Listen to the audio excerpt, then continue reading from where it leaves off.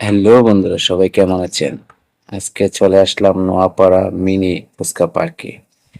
এই যে সামনে দেখতেছেন রয়্যাল বেঙ্গল টাইগার, ওয়াও!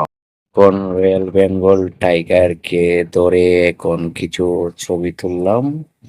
অনেক সুন্দর করে আমার এক বন্ধু ছবি তুলে দিলে এখন চলে যাচ্ছি আমরা সামনের দিকে।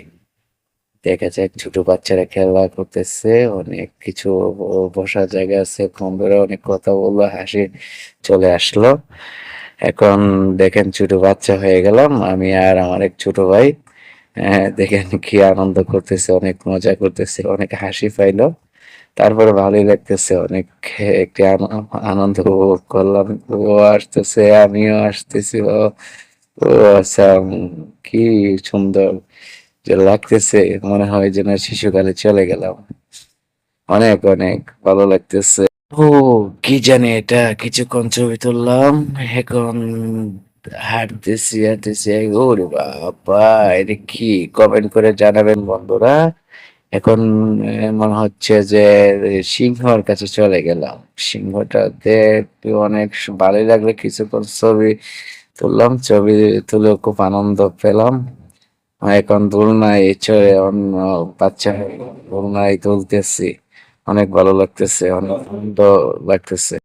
পার্ক একসাথে দেখতে পারতেছি না, এই জন্য চলে যাচ্ছি উপরে।